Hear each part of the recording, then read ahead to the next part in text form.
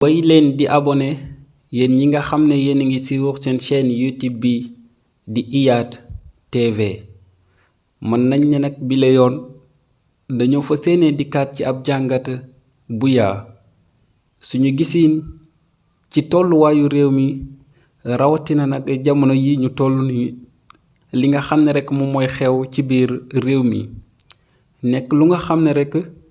lu jommal ay doomi aadama yu bare bari lañ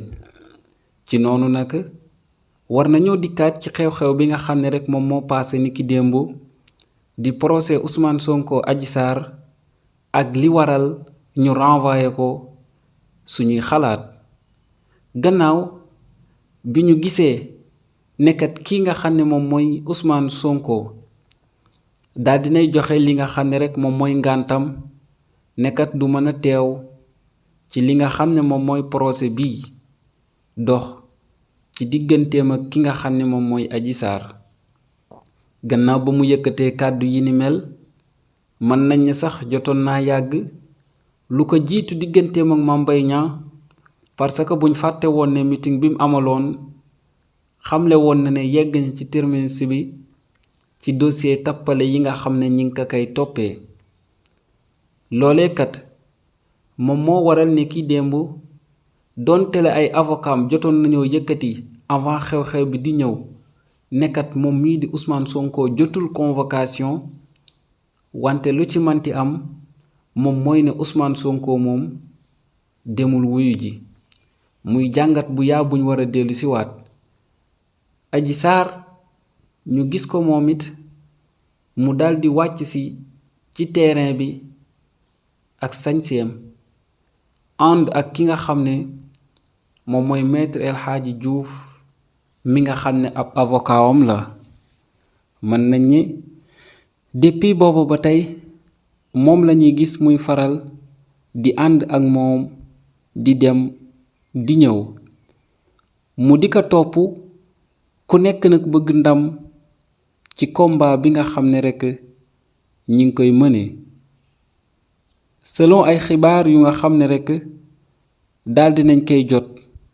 nekkat gannaaw bi ñu renvoyé li nga xam ne moom mooy procès bi ba le 23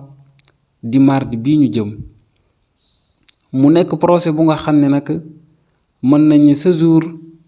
dañ ci àtte kii nga xam ne moom mooy Ousmane Sonko ak Adji Sarr kese nga xam ne kenn du leen rax kon nag sérieux mi ngi commencé di dugg si mbir la mu nga xam ne nag ñu baree bari dañ cee wax ba bëggatuñ cee wax wante kat buñ fàtte ne réew mi di Sénégal ku nekk am na ci wàll sa part de responsabilité waar la wu nga xam ne danga ko war a bay kon nag jaadu na nga wax sa gisiin wax sa xalaat te teg ko ci yoon nekkat procès bu nga xam ne saa yuñ ko jàppee deret dina ci tuuru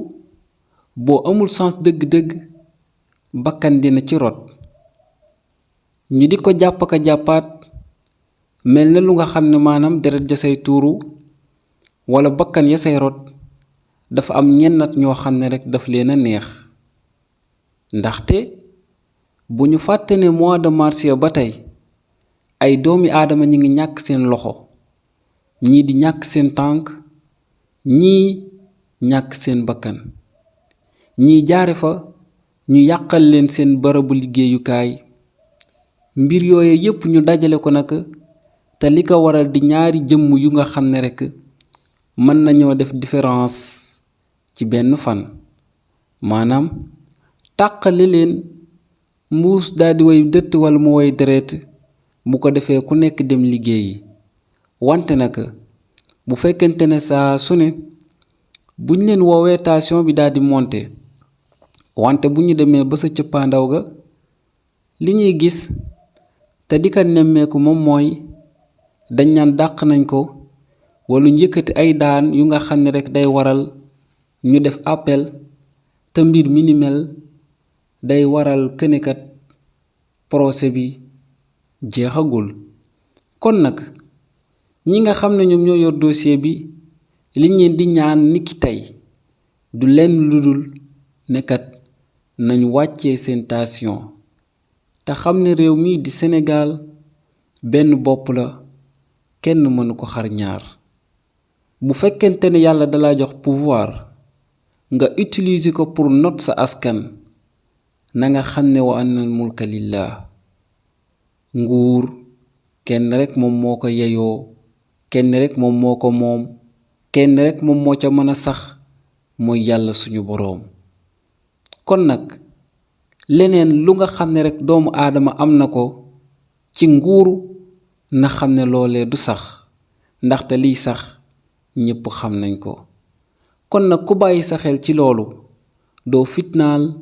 ay doomi aadama, doo ñàkke kersa timit ay doomi aadama, ndaxte kat sénégalais yi toll nañ fu nga xam ne rek jamono yi ñu toll nii mën nañ ne dañuy boole sax président yu baree bari fii ci réew mi def leen ci benn mbuus nekkat siisey neuf. li ko waral du lenn lu dul boo jógee pour fas yéene liggéey sam réew dangay gis këne day am ay doomi aadama yu lay fakkastal. te nag ñi lay fakkastal du ñenn ñu dul ñi nga xam ne rek seen poos moo leen fi tax a nekkat bugguñu lenn lu nga xam ne rek luy avancer réew mi la. te timit beneen bi mooy bugguñu doomi réew mi daldi yeewu. ba tax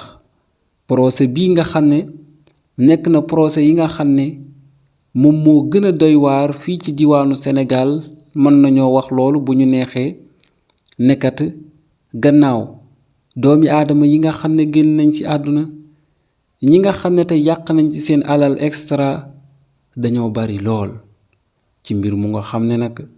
boobu ba tey ñi ngi koy topp, wante kat résultat bu baax mënuñu ko see am. te muy résultat définitif bu nga xam ne rek ñi ngi koy xaar saa su ne, mais day mel ne buñ demee ba yegg ci cëppaandaw gi sëriñ yi dañuy yëngal butéel yi, Adji Sarr jëm ne, Ousmane Sonko jëm ne, juge renvoyé li nga xam ne moom mooy date bi ba beneen yoon. loolee nekk mbir mu nga xam ne nag jaaxal nañu baree bari. kon nag ñun ñi nga xam ne ñooy sénégalais yi ñaan lañu am, te tamit am nañ droit ñu ñaan réew mi yàlla dool fi jàmm, wante kat ndimbal na ca fekk loxoy boroom. ñi nga xam ne ñoom ñoo yor dossier bi ak képp ku nga xam ne taq nga ci walla laale nga ci rekk am nga ci part de responsabilité ci bakkani doomi aadama yi nga xam ne